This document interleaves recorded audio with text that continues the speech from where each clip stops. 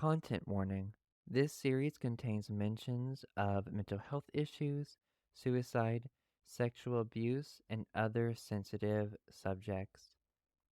This is your host, Andrew Pledger, and this is Surviving Bob Jones University, a Christian Cult. I believe in the inspiration of the Bible, both the Old and the New Testaments, the creation of man by the direct act of God, the incarnation and virgin birth of our Lord and Savior Jesus Christ. Episode 13, Leaving and Recovering. In the first part of this episode, Emma Pope shares her journey of leaving BJU. What was it like for you as you started questioning? What was the point where you're like, I need to leave this place? And how did you leave? After I had that incident with my friend who was an RA, I blocked a lot of people on my social media. I believe I did make my account like a private account, but I continued to just live my life doing things that I enjoyed to do. And the reason it was so important to me to still be able to post on social media is I had no community, like physically, that I was around, but I felt like I had support through social media and people I knew through social media. So that's how I found that support and that community during that time. But that was something I really didn't want to get rid of just to stay out of trouble. So I continued doing yoga, posting about therapy, posting about mental health stuff. So then I get a second call. I get called to the dorm supervisor's office room or whatever. So a few steps above RA. So she's in charge of the entire dorm, basically. So she calls me to her office to have a little conversation. So she was saying how she has been concerned with some of my social media posts. And she had to do some sleuthing to get to my social media because she was not following me. So I don't know how she saw what I was posting. But she was concerned with my social media posts. She was saying the way you're acting is just rebellious. And that was the word she used. I was being a rebellious Christian. I also worked with her at that same summer camp. So she was saying, this is not the Emma that I knew. You've changed. I was like, you're right. I have changed. You are correct. But I knew she was trying to get me to open up about the things that have been going on in my life. But I didn't want to open up to her. It was definitely not a safe space to open up about the different things that I was struggling with: mental health, feeling alone in this Christian atmosphere. Like, she was not the person to talk to for that. And I'm also a crier, so I kept my composure and I did not cry. I didn't open up to her, gave her a bunch of one-word answers, which I could tell really frustrated her. Maybe felt like I won in a way. So after I'm able to get out of the meeting, I call my mom crying. I believe I told my mom about the meeting beforehand, so she was like wishing me luck. She said, call me afterwards if you need to talk. So I call her afterwards, and then I start bawling. But I didn't bawl in the meeting, so that's all that I needed to keep my composure for. I was like, Mom, I can't stay here anymore. I hate it. I have no friends. I'm miserable. They're controlling every aspect of my life. So she helped me calm down. I talked with both of my parents after that. And they basically told me to behave for the rest of the year, don't get any more trouble. It was like March, April at that point. So they wanted me to finish the semester so we didn't lose all of the money dropping the classes that I'd taken, which is very logical.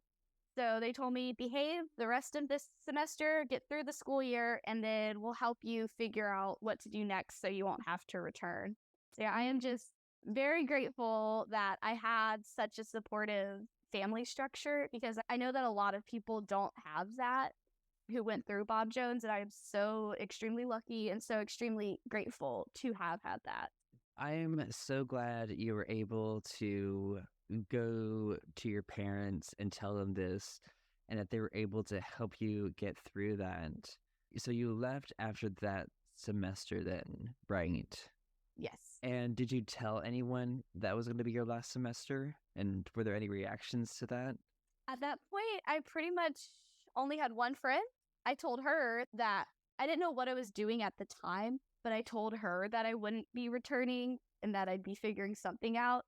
And she was extremely supportive, which was also very helpful. But I didn't have anyone I needed to tell then. I was very excited. I made like a big social media post the day after I left that just talked about my experiences, that I would not be returning, talking about how toxic it was. But I didn't tell people from Bob Jones in person that I wouldn't be returning. They didn't deserve that from me. But I did have a friend reach out afterwards, apologizing for not being there for me. It just felt like a very fake apology. But outside of that, there wasn't a whole lot of reaction from people. A lot of people were a lot more supportive than I would have expected, which was really cool. Some people who had graduated, some people who were still students. I've had some people reaching out to me more privately, just telling me how they enjoyed following along my story, seeing how how I'm thriving now, how it's just really encouraged them as well, which was part of my goal by wanting to stay on social media. It can be so discouraging in that environment when you're told that this belief system is the only way you'll find happiness and you have to do it the way we tell you to. And if it's not working for you, then they blame and they shame you. So it's so nice to get out, find a new way of life, to start thriving and healing, and other people can see that and know that, oh, there is hope, there is healing outside of this system of control. I'm curious, what has your relationship with your parents been like since leaving Bob Jones, and what did they say to you when you officially left Bob Jones University? So my relationship with my parents has been strengthened so much since leaving Bob Jones. During that time when I was really indoctrinated into all of those beliefs, my parents weren't. I was a little brat and I was very judgmental towards my parents. And all of the judgment that I was feeling, when I was experiencing the judgment, I recognized how I did that to my parents. And then I realized really how that had to have made them feel. So since leaving, they were very supportive. They didn't want me there in the first place. My relationship with both of my parents has strengthened so much. My mom says all the time that since I've left, she feels like she got her daughter back, and now we're like best friends. And I have that relationship with my parents that almost completely got lost through Bob Jones. Wow, yes, thank you so much for sharing that. And I'm glad the statement you said where your mother said, I got my daughter back, that's just, oh wow, that's powerful. Makes me cry sometimes thinking about that. But it's very, Wow. And I think that's the just awful thing about cults is when you get involved, they literally change who you are, your personality, and they give you a new identity, and you're not the same. And you're told that this is a good thing and that you're not supposed to be yourself and you are evil. And so that is a hard thing for family members who have other relatives or children who get involved in a cult, is they lose that person that they knew and they change. So I'm glad you were able to question, able to grow and get out and get in touch with every single part of yourself and learning to accept that. And thank you again so much for coming on the show. I've enjoyed this conversation. For people listening, thank you so much. The next survivor who shares their story of leaving BJU is Sarah Caton. And so how did you end up leaving Bob Jones University? Because you were there for 3 years and ended up leaving. How did that work out? I was actually afraid to leave. I wanted to leave, but I was afraid of, one, losing all those credits that I had worked so hard to gain, because Bob Jones chooses to be non-accredited. Therefore, it's really hard to get another university to accept the transfer credits in. So one, I was afraid to leave for that reason. And I thought if I just stick it out, I can at least graduate with a degree. And then two, I was afraid if I left that my parents would just drag me back. Like, I didn't know how much power I actually had, because being raised, like you said, in a very closed, controlled environment, being homeschooled, being preacher's daughter, I really didn't know that I had the agency to just be like, screw you guys, I'm out of here. I thought I would be taken hostage or something by my family and forced to finish. That was my mindset at the time. That's how controlled I felt. I worked a summer job in Colorado, which is where I went to high school, and I met someone.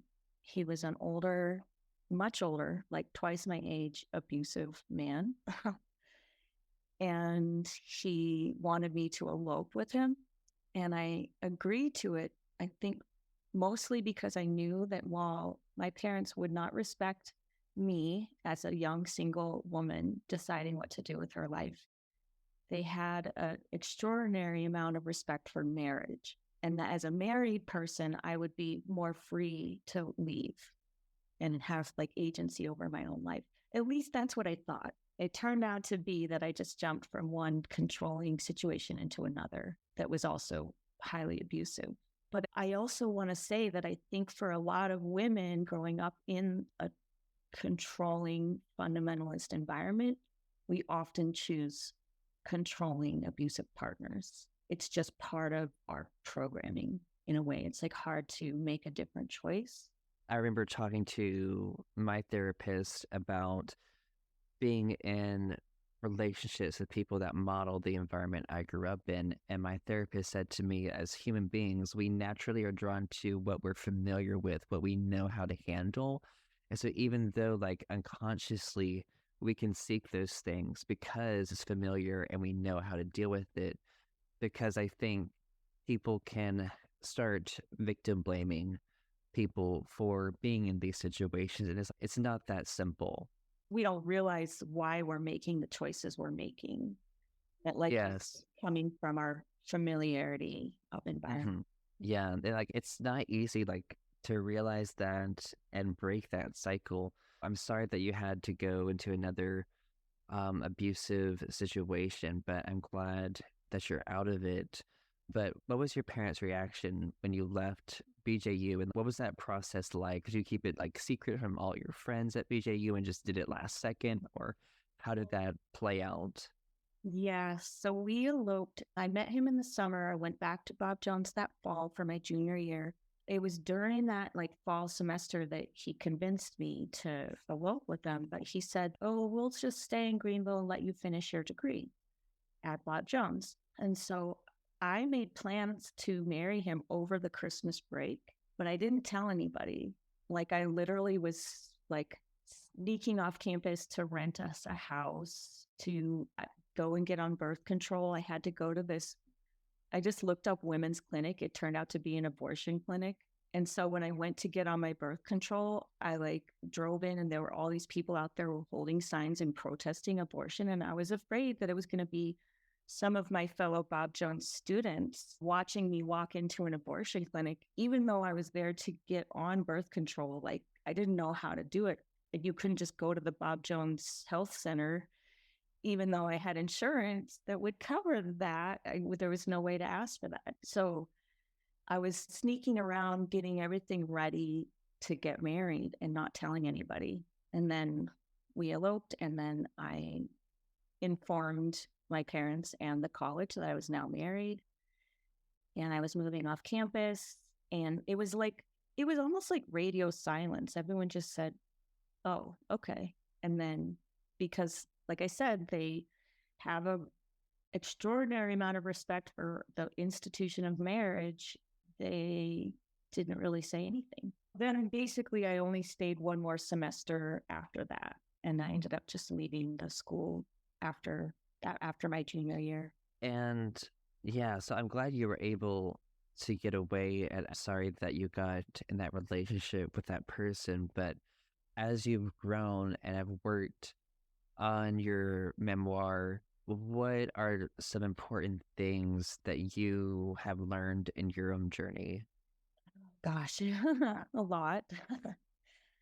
The main thing is that if you find yourself in a situation where you feel like you have no power and you feel like other people are controlling you, I guess is just to stop and look around and say, first of all, know that you have absolute power and agency over yourself. And there's no person, whether you're married to them, whether you're family relationship with them, whether they're your college administrators, there's no one that can have that much power and control over you, you know, that you really, to the point where you feel helpless, to where you feel suicidal, to where you feel like there's no point going on, basically. That we always have the ability to just say, I don't want to be here. Yes. And is there anything else you would like to cover or talk about before we end this interview? I can't think of too much. We've covered a lot about, I feel surprised that a school like that can still, even in today's day and age, still exist and be gaining students. And I feel bad that there's more people out there going through what you and I did. And I just hope that all those people, they're able to find their own truth and their own power for themselves at some point. Oh, that's awesome. But thank you again for coming on. And for people listening, I'll link in the show notes to her socials and to keep updated on when her memoir will come out. The next survivor, Craig Vietti, shares his healing journey. How have you processed and really healed or begun to heal from your experiences at BJU? At first, I would say accidentally, like I was pushed into healing without even really realizing that I needed to. Like I had said, I had dated this girl for a while. We had gotten engaged, and over the summer of 2017, that really started to crumble and fall apart. I'd been working self-employed filming weddings for about 2 or 3 years, and that also started to really crumble and fall apart. I ended up doing a lot of drugs to numb and to try and avoid what felt like every structure I had built up to that point that was crashing down. And until eventually I had ruined relationships and ruined my own reputation, and a couple other things happened that really just leveled out everything I knew. And I said, I don't know what God is or what all this is, but I know I need to figure it out. And I know it needs to be genuine and it needs to be true to me. And I need to stop living this formula that I had been taught, because it's not working. It's really not working for me. And at that point, I started to get sober and read. I just dove into everything I could, did a lot of deep dives on different aspects of Christianity, but also opened up my perspective into other religions. I'm sure this will be a common thing. I notice a lot of people leaving fundamental Christianity lean into Eastern religion. And in that way, it took a lot of concepts that I had always heard, but reframed them into a much more personal and individual journey and walk, and much less about a social contract or structure. And in that way, I don't really wrestle with what is God or what is these big existential questions. I really take those things a day at a time and remain open to new information. But when it comes to my own past traumas and hurts in those environments, that's an ongoing process. A lot of it does fall back on being present, nervous system regulation. And this is a lot of things I talk about with students at the colleges when we're talking about how to manage emotion, how to be able to listen to what's going on in your body so that you can articulate that in a healthy way. These are things that I was never privy to. And it seems kind of like you said, a Russian nesting doll situation where as I continue to get into how we operate in communities and in society, and our personal responsibility for our behavior and for the outcomes of those behaviors, taking up accountability for choices, taking ownership of our own lives.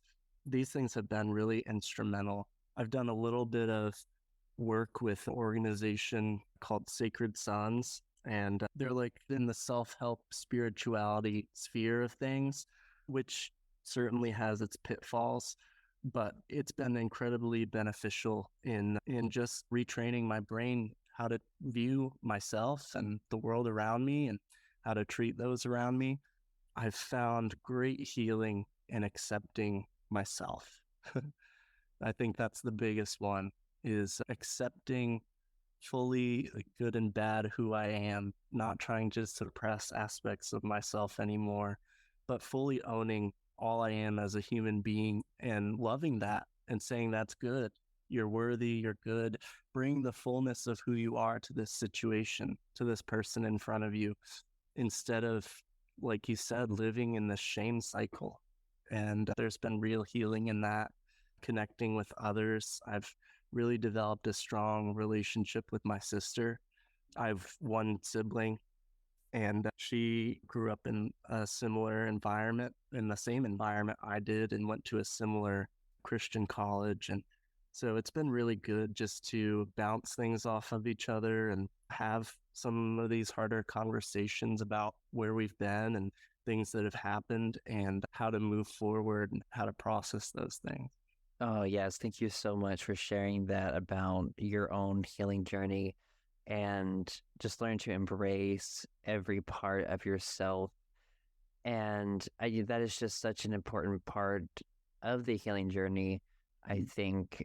And also, like, really, as I've been on my own healing journey, learning that it's about going from this place from fear to love, this place from disconnection to connection to ourselves, and then connection to others, which it sounds like what is happening in your healing journey. So thank you so much. The next survivor, Erin Birchwell, shares her story of leaving BJU and healing from her trauma. And it's something I think I want to dig a little bit more into with you as a child in this environment, coping with it. Today you sent me a video and you showed me really like hundreds, maybe even, I don't know, thousands of paper dolls that you made. So could you dig into that with your childhood trauma and what it portrayed and why you made them? It's funny. I'm an artist. My husband's an accountant. So it's an interesting combination. We've been married 20 years this August, so it clearly works. But he jokes that had he known about these paper dolls before we got married, that it would have been a deal breaker because he's very creeped out by the whole fact. But yeah, when we were little, there were only so many things on TV you could watch. You really couldn't listen to the radio. Oh, Bob Jones had their own radio station too. Did I mention that? So that you could safely listen to the radio. We weren't allowed to listen to anything that had any kind of drum beat except for Sousa marches. And that's whatever.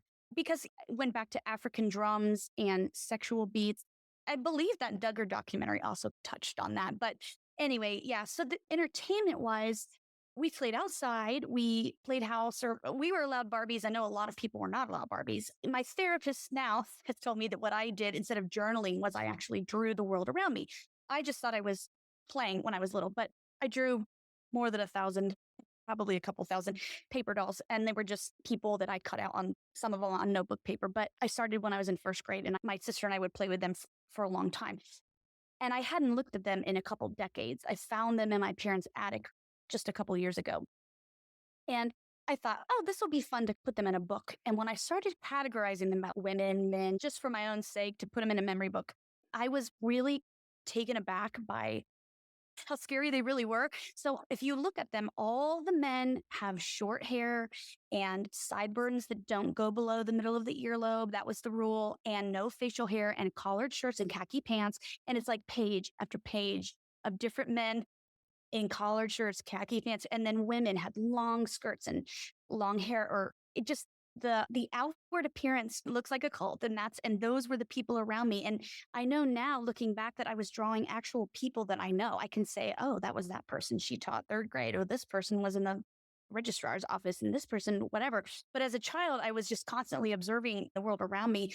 It's funny because a lot of the paper dolls, this is a really weird rabbit trail, but interesting. A lot of the paper dolls have like medical issues, like they're missing a foot or have a black eye. And I've talked in depth to my therapist about this as well.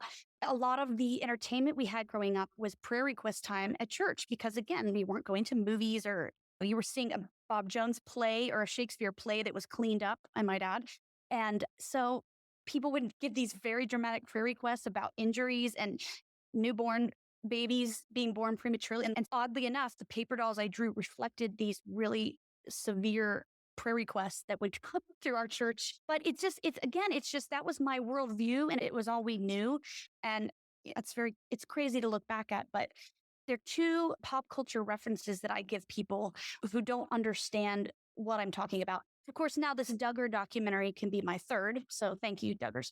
But I'm stealing this from my pastor.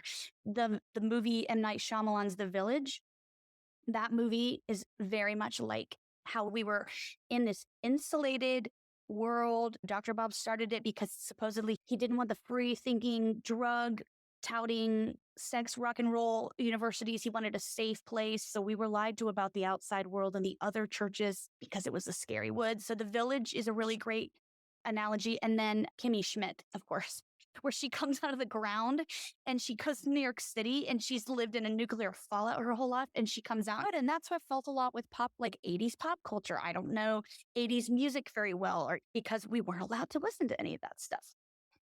Yes, thank you so much. And I love that you mentioned The Village because when I watched The Village, I thought the same exact thing in like growing up in fundamentalism, how there's all these scary things in these woods and you don't cross this, like, you don't go into this territory, you stay within these confines.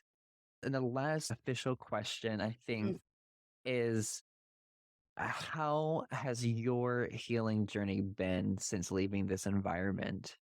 My healing journey has been one of many different factors. So my childhood growing up on a campus, like that was so isolating. The pressure of being a perfect Christian from the time I could talk, the grace report, what happened to me there, and my also equally abusive church. So my healing has been through a lot of different aspects. And something that happened to me last year where I dropped some glass. I'm a real klutz. I work with vases and flowers a lot, and I'm an artist. I'm always getting stitches. And I dropped something on my foot. I had to get about 7 stitches in my foot. And long story short, a suture or something got embedded down in there. And so the wound healed and was a lot better than it used to be. But if you touch on my foot in a certain spot, you can feel this something still there. And it's a lot better than it used to be.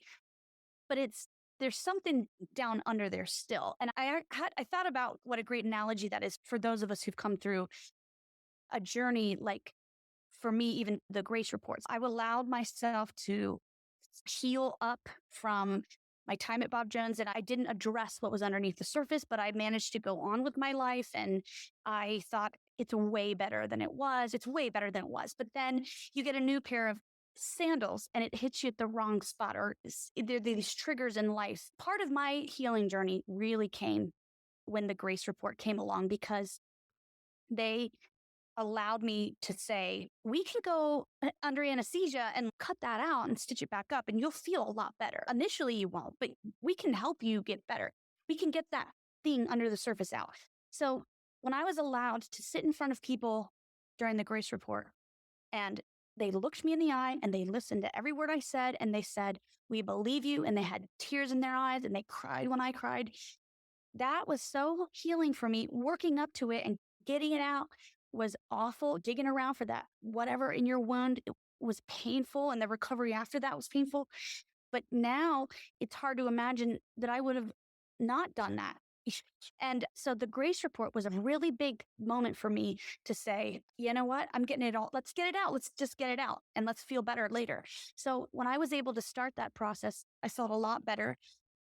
Ironically, when my parents got fired from Bob Jones, I felt a lot freer to speak out. And I didn't have that fear of getting them fired anymore. The worst had happened. They had been fired. So I was able to speak. And the more I told my story to people, and the more I saw that other people had stories like mine, and the more I saw online that I'm not the only one, I'm not crazy. There are a lot of people in the same boat as I was. That was all very confirming and very healing for me. And I've been able to share my story a lot now. I feel like I've been able to help people as well. I'm really thankful for that liberal Christian school I went to. They let me give my testimony very early on when it was rough, and I'm sure they let me hack my way through it. I'm sure it didn't have a great moral tone to it, but they let me speak my truth, and it was so healing for me. That was a huge part of my journey, was sharing and healing and meeting other people. I've been through a lot of therapy. I have a Christian therapist. I have other therapists that are not Christian. I've had medication. I've had holistic. I've done everything that I can to get better and to feel better. When you can physically feel better, you can emotionally begin to heal. Taking care of myself, self-care has been a lifelong struggle. And part of that comes from how I was raised, in that life is short and people are dying and going to hell every day. We had to quote that in chapel, that everywhere around you, someone is dying. So I don't know why you're taking a break, because people are going to burn alive if you don't get up and do something. So self-care has been a struggle for me, but it's so important. I had to get away from a lot of toxic people in my life. And for me, that was anybody that was supporting the school in any way. So any staff member that was still there, or any person sending their, as good of a friend as they were of mine, if they're sending their kids there, I couldn't do it. It was toxic to me, and I had to get all that out. I did get off social media for a little bit, and that helps. And then I had to make peace with myself, not the university, so to speak, but with myself, and knowing things like, I forgive myself for what I did when I was a student there. I was still in the culture of turning people in, and I was doing that from a place of that. I thought that was the right thing to do. And I know now that it wasn't. And I can never go back and apologize to everybody that I hurt. But I know that at the same time, I forgive those, all of us who've come out now. There's a general knowledge of that we forgive each other for. I'm sorry for what I said when I was hungry, or the phrase, like, I'm sorry for what I did when I was there, but we all did it. We all thought we were doing the right thing, and we were all doing the wrong thing. Forgiving myself for those things too. And then changing and not being afraid to change and become a better person. I'm constantly saying, all right, where have I been wrong? Because I've been wrong a lot. I'm not every interview or every post I've done has been in the right spirit or the right tone, or some of it's been self-serving in the past, but I'm getting better. But I will say this, people will still say to me, why can't you just move on? Well, why do you have to keep bringing this up? And the simple answer to that is because it hasn't changed. They haven't changed. They may have raised the skirt length or the short length. They may listen to bluegrass now, but the culture of fear and sweeping things under the rug, and even just apologizing for past wrongs, or making things right, like the promise. None of this has actually gone away or changed. And just as late as 2019, it's public record. You can look it up online. A girl was raped by Furman soccer players. She and her friend were drugged and given alcohol and then raped, or she was raped. Long story short, she was afraid to do a rape kit that night because she was afraid she'd get kicked out. She did get kicked out. Randy Page, who grew up with my husband and who knows me, but has not been very kind to us in the past 10 years, he told the Greenville News she didn't get kicked out of Bob Jones because she was raped. She got kicked out because she drank alcohol. The whole point, Randy and everyone else, is not that she drank alcohol. The point is this child was terrified to get a rape kit because she was afraid of being kicked out, and she was kicked out. The point is that culture of fear is still there. That pressure on women is still there. And you can change any of these little outward things that you'd like. There, you've got a problem. This was 2019. The lawsuit is still ongoing. And again, no one has apologized for that until, I would say to Bob Jones, the same thing they've said to us our whole life. Until there's repentance, until there's a change, then what am I supposed to believe? You haven't changed. And that's where I stand when people try to say, why can't you just move on? I have moved on. I have a very good life. I cannot complain about anything in my life. I love my life. But I also know that things happen to us for a reason. And if we don't use our life experiences to help the next person, and especially the person we've been in their shoes, and that's girls who are still down there, who may not want to be down there. Girls who are afraid to go forward because they're going to get kicked out, even though they've been raped. If we don't speak up, then what was the point of me going through that? Thank you so much for all those powerful, inspirational words. And I'm so sorry for all that you've been through. And I applaud you for speaking up about it. And you're exactly right. I've had people tell me, why don't you just move on? And it's like the analogy of you see a burning building and you get yourself out, but you don't tell anyone else. You save yourself and you save no one else. And I told someone, I'm like, I wouldn't feel right being quiet and letting this abuse, letting these toxic teachings still continue to influence and harm people. And I'm so grateful that you've been a part of this podcast to help bring light, because I think there are a lot of people in Greenville who are like, who know that Bob Jones is a terrible place, but they don't know enough, I think, about it or have dug into it. So I'm really excited for this podcast to pull back the curtain and show people what's really going on behind the gates, behind the scenes. So thank you so much for coming on the podcast, being vulnerable, digging these really hard things and hard subjects. And thank you so much for sharing your healing journey and as an encouragement to others. Thank you for having me again. I really appreciate you and all the effort you're putting into getting the word out. Organizing something like this is a big feat. It's a huge task, but it's so vitally important because there's still a whole campus of kids down there. And say what you want, but we know that there are kids there right now who don't know that they have a choice because they feel like they don't have a choice.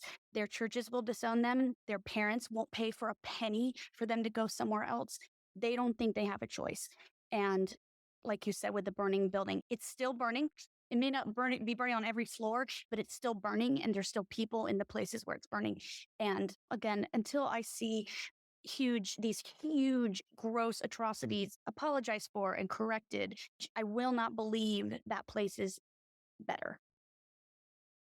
Yeah. For people listening, thank you so much for listening. And because I know this podcast, it's not an easy listen at all. And if you could please just share this podcast and leave a review to combat the haters. And thank you again, Aaron, for coming on the show. In the next part of this episode, Craig Vigetti gives advice to people who are at Bob Jones University and are experiencing the harm and want to leave but don't know how. Yes, and there's one like off the cuff question that I had, but I know there are going to be a select few, I think, current BJU students who will end up listening to this. And I'm just curious, what advice do you have for those students who are questioning that environment and their approach and dealing with the toxicity of BJU? This might be a pessimistic answer to that question, but I would tell them that any effort to change the culture there is probably fruitless.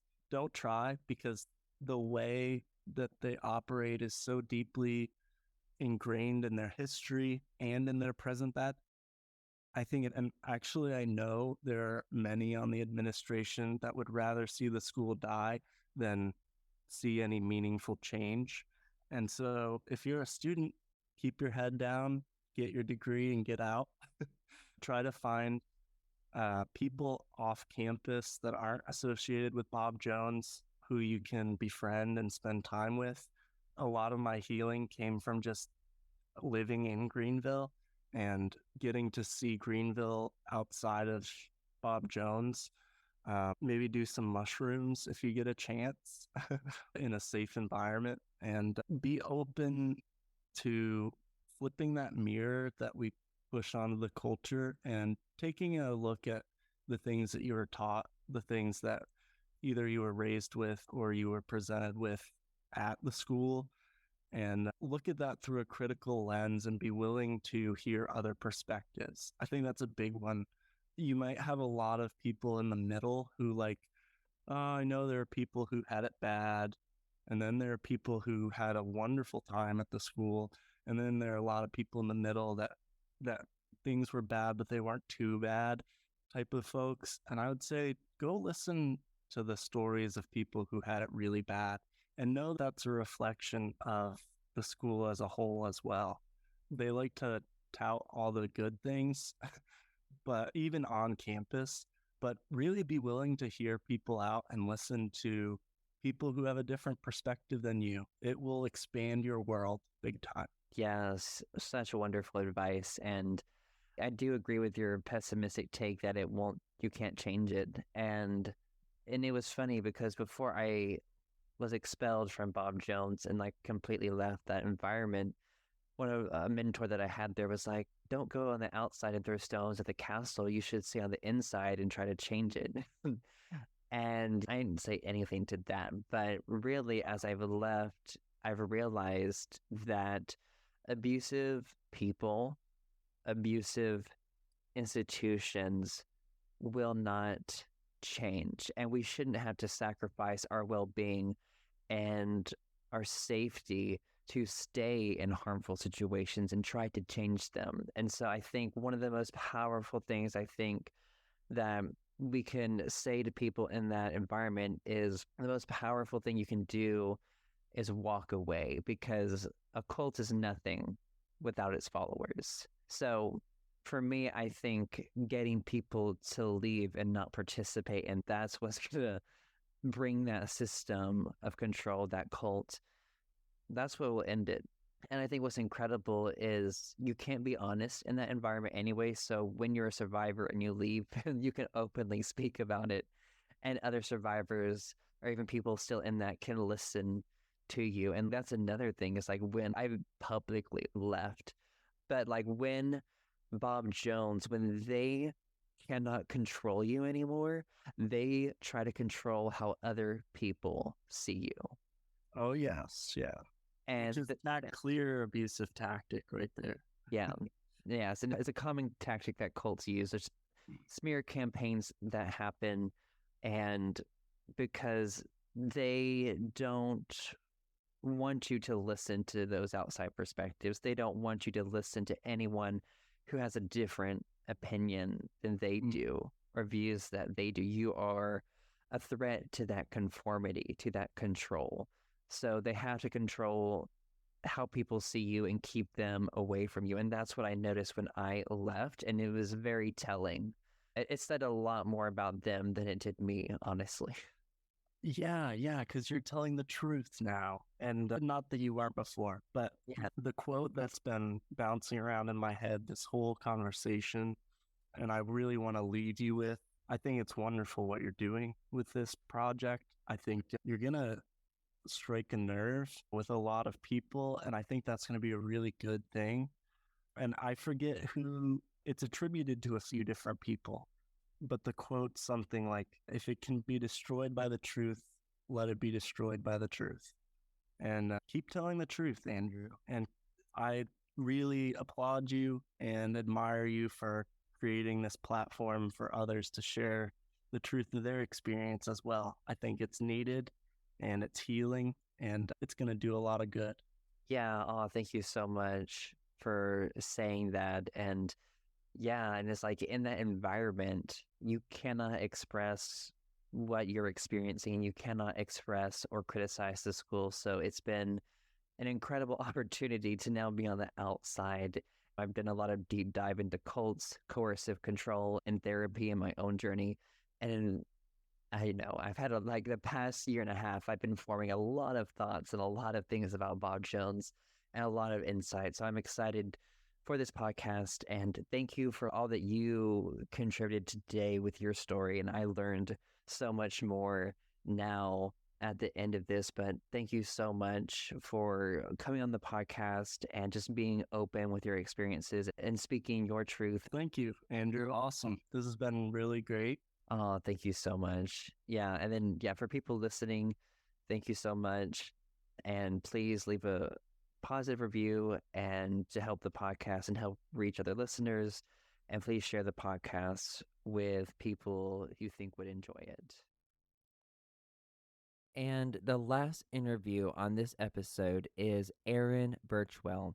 And I really wanted to ask her and really see what it's like being a Christian after BJU. everyone. I am so happy to have Aaron Birchwell back on the podcast today. I greatly enjoyed our other interview, and I wanted to have Aaron to come back on and talk about her experience of being a Christian after BJU. And I know she has some other stories that she did not get to share in the last interview, but thank you so much, Aaron, for coming back on the show today. Oh, thank you for having me. I'm so excited. Of course. And so I really want to start digging into really what it's like for your journey of being a Christian after BJU. So, what does your faith look like now? And how did it look like at BJU? And really, what has changed since leaving Bob Jones? Great question. My relationship today with religion and with Jesus and with higher power looks so much different than it did when I was a Christian back at Bob Jones. Almost unrecognizable, but yet I believe that I had genuine faith and still do have genuine faith in both scenarios. The difference now comes with the fact that I have a lot of life experience behind me and I can see things working together for good over longer periods of time. When I was young and I saw all these injustices everywhere, I thought, is there a God? Well, did none of this make sense? And then when you get older, you go, oh, that I met that person then because I was going to go through this and then it was going to help me here. And I love that movie by M. Night Shyamalan called Signs, where there are all these little tiny quirks in life that make no sense. And some of them are annoying. And then suddenly at that one crucial moment in time where you needed everything to save your life, it all just boom works together. And so hindsight is 20/20 on a lot of stuff. But my Christianity at Bob Jones, I never really saw grace in practice, not true grace where someone has done something really wrong and they're forgiven and it's not held against them at all, because that's not grace.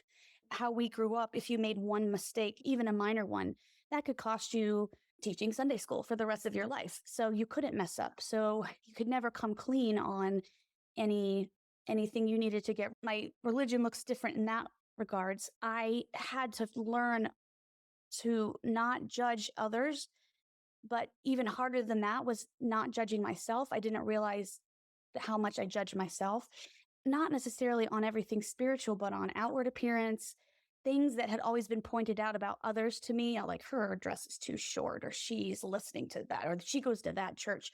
I was also projecting those on me. So learning to forgive myself for a lot of past behavior. When we were all, it's what happens in Vegas stays in Vegas. When we were in Bob Jones, we were all in that system and it was survival. And so I'm sure, I have no doubt that I was mean to people or I tattletaled, and I have beaten myself up for a long time for those things, but we all did those things when we were back in that culture because we were trying to survive. And so I've had to learn not to judge. And I think the biggest difference to me is that I equated being a good Christian with how much I was doing in church. And I almost calculated that like Bob Jones does by how many times and how many hours are your services. And our church meets just on Sunday morning. It's a late morning service, and that's it. We don't have a lot of functions. So I found that my time now is not in a church building so much, but it's with people, and not just church people, but like people everywhere. I've built a lot of friends everywhere, not just the church. And so my time is being used, I think, in a much better way. When I think about concerts are wonderful. I was a fine arts major. I love a good production. But when I think about all the time in choir rehearsals every week, Sunday school meetings, Vesper rehearsals, let's go back to college, chapel attendance, exams on the Bible, I think, but how is that helping people? Yes, it was equipping me, but I feel like my time now is much better spent showing God's love by just being with people and helping people, in a nutshell, I think. Yeah, thank you so much for sharing that. And I'm curious, do you follow any of BJU's rules since leaving? Not consciously. I will say, I've made it a point. I still make it a point, the rebellious streak in me. If there's sidewalk and a grass, and I've seen that people have cut in the grass, like I won't make the new path in the grass, but I might walk on the grass a little bit just because. No, I don't think that there are any rules that no, I don't think so. In fact, our youth group now meets at our house in the pool, and our pastor, he's also a BJ grad. He'll say, all right, guys, float on over to the shallow end for just a quick minute. He'll give a quick little challenge, and then we're back to life. Yeah, no, not the same. That's nice. Yeah, that's awesome. And I'm curious to your response to this question that happens, I think, to a lot of people who didn't enjoy their time at BJU. And this question is, what would your response be to a fundamentalist Christian telling you that you're not a true believer or a true Christian? And really, like, your response really to someone saying that only real Christians enjoy attending BJU? Yeah, I would use their logic on them at first, in that we're not to judge, that God is the one who judges the heart. No man can see what is in someone's heart. And I would tell them that I have a personal friendship with Jesus, and he's worked specifically in my life in a lot of ways, cannot be explained by science or any other way. So they can't see my heart, and they're not supposed to judge. But I think if they would take a step back and look at where is their time being spent and on what? The amount of arguments that we used to have in those circles about whether someone's sideburns were too long for a production of Cyrano, and do they need a special button to wear? That whole thing right there, I think, is a classic example of what they would call grieving the Holy Spirit, because it's fighting and fighting about what? Nothing. I know where my heart is, and it is now with people. So I would urge them, without judging, to say, just look in your own heart, but you can't look into mine. And where they won't ever agree is that, well, they've been told they can't agree, but it is a lot of work, and it's hard to look at the situation you're in and say, oh no, wait a minute, I don't think this is a good situation, but I saw what happened to that person when they left, and that is a lot of work, and that is very hard, and I don't want to start over. So it's a lot easier to stay than to get out. Yeah. Thank you so much for sharing that. What is your response to someone who says true Christians enjoy going to BJU? Without a doubt, in my 21 years at Bob Jones, I had a lot of fun times and fun memories. I had a lot of fun times with people, traveling, some fine arts productions. I have no doubt that some people can nominally go to Bob Jones for a few years and have a good experience, have a positive experience. But that does not logically equate that the opposite is true. One person can go and have a great experience, and someone can go and not. The problem is who you are coming in, who are your parents, who is your church, what's in your past. All those factors play into how your year will be.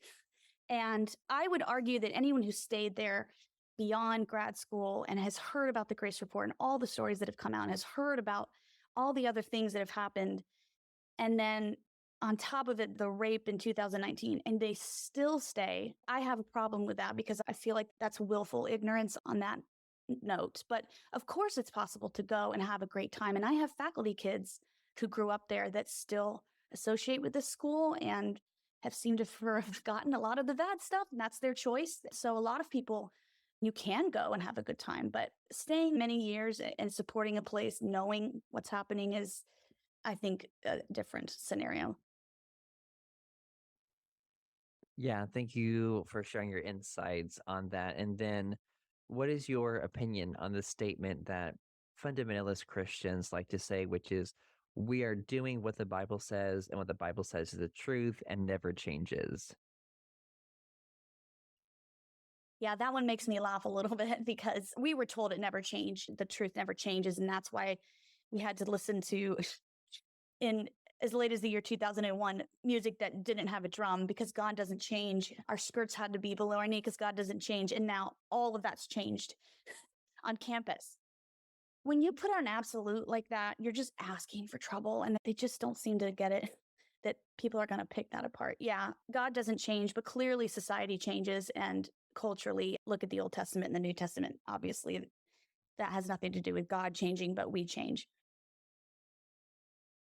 Yeah, was there anything else you wanted to share about your faith after BJU before we move Yeah. on? Yeah, I had a difficult ejection, you would call it. It was like someone hit an eject button. on us when we left fundamentalism. And I'm forever grateful now. However, it was really painful to essentially be booted out of an organization you had given your life to and your husband had given their lives to. And I'm talking about the last church we were in Ohio. It was a rather abrupt, we left and were shunned. And in fact, people from that church who are elders or they call them session members. There sounds real fancy. The session members' wives are there. I'm still blocked on all social media 10 years later. They still run the other way when they see me at Target. It was abrupt and it was difficult. And I had a really rough time back then. And I told my husband I would never go to church again, would never step foot into a Christian school again. I had, just on a personal, I had built this great theater department from nothing at this small Christian school. And I wasn't being paid because my husband had a good job. That's another little difference that women have. And because I wasn't good enough, the kids had no play that year. They just took the play away from them rather than have me come and do it for free. I had written off God, church, religion, said it had nothing to do with it. And I had some very good friends during that time, which was also confusing, who were not Christians, who brought us food and were very kind to us because we started over. My husband grew up here in those circles. I grew up in those circles. When we left, we were out. And so I wrote all those things off, but I had very kind people that God placed in my life who showed me grace the whole way through. My pastor is a Bob Jones grad who has a really great story. He's no longer at all an associate of Bob Jones at all. In fact, doesn't like to tell people that's where he's from. But he was so kind and caring, and he never pressured us to go to church. I think we visited for 7 years before I did anything because he wouldn't let me work in the nursery in the beginning or do anything that I wanted to do because you're burnt out. You need to rest and take care of yourself. And he was just very kind and very gentle. And slowly God just started showing me that he is there. He's not gone. And then I had to look at my life and say, all right, what has my life been? It's been this. It's been a tangled mess. But what do I want it to become? And I think the most important thing in life, especially coming out of something as sticky and horrible and tangled as a cult, is you're going to have a lot of tangles, maybe always. But as long as you're detangling, as you're still trying and changing. I'm still changing. I'm still learning. That's a bad thought pattern that I grew up with. I don't do that. As long as you're still trying and improving, I think that's the important part in coming out of something like this. Yeah, I think that's a great way to really see that. And what I see is like that open-mindedness that Mhm. comes with that and willing to adjust with new people and information. And yeah, it is like you said, it is a little confusing when you come out of that environment and people who you were told weren't supposed to be good or loving are really loving and Yes. kind to you. And it's just so amazing when you discovered that Yeah. on the outside. And I also discovered that once you took all those really strict rules away, you're actually able to, I'll use their words, minister to a whole bunch of people that before that would have been off limits because they're playing really bad music there or they're drinking at that party or when you take that away, you realize and been fulfilling the Great Commission at all. I had too many rules placed on who I could be around. And once you take those away, you realize that's what helping people is about, getting down and dirty and helping people, not sitting in a clean church. Thank you for listening to this episode of Surviving Bob Jones University. It would be greatly appreciated if you could give the podcast a 5-star review on Spotify and Apple Podcast. Leaving reviews helps listeners just like you find the show.